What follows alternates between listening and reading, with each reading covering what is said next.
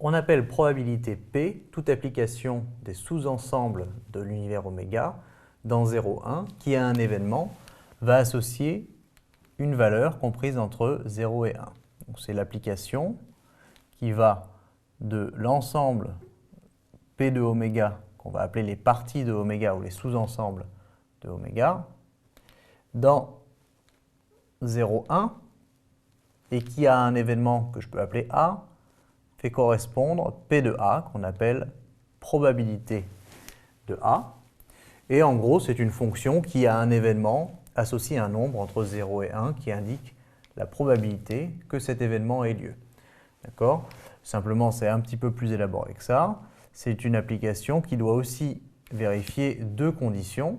La première, c'est que la probabilité de l'événement certain vaut 1 et que pour deux événements A et B, si A inter B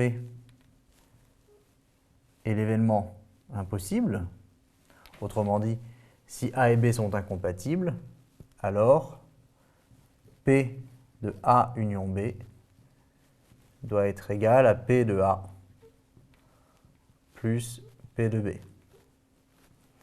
Voilà. Et P de A est ce qu'on appelle la probabilité de l'événement A.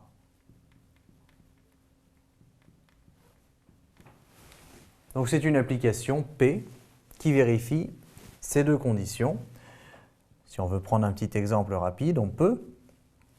On peut prendre par exemple, encore une fois, un dé à 6 faces que l'on lance avec 6 issues possibles. Voilà, 1, 2, 3, 4, 5, 6. Ces événements, on peut même les appeler A1, A2, A3, etc. Pourquoi pas, comme on veut. Et ce qu'il faut retenir, c'est que l'application qu'on a définie ici, P, part des sous-ensembles de l'univers. Alors l'univers, c'est 1, 2, 3, 4, 5, 6. Les sous-ensembles, ben, c'est ceux qu'on veut. Sous-ensembles avec un élément, avec aucun élément, avec 3, 4, etc. Autant d'éléments qu'on veut jusqu'à 6. Et qui a cet événement va associer une probabilité. Donc on peut imaginer qu'à 1, on associe une probabilité P de A1, en supposant que j'appelle A1 cet événement, par exemple A6 celui-ci, et je vais obtenir P de A6 égale quelque chose, P de A1 égale quelque chose. Alors évidemment, A1 union A6, c'est un événement, et comme A1 et A6 sont incompatibles, c'est-à-dire quand je lance le dé, je ne peux pas obtenir 1 et 6. J'ai P de A1 union P de A6 qui va être égal à P de A1 plus P de A6. Voilà. Alors, à bien comprendre qu'effectivement, on n'est pas obligé de partir d'événements comme ceci simples, c'est-à-dire 1, 2, 3, 4, 5, 6. Ça peut être des événements.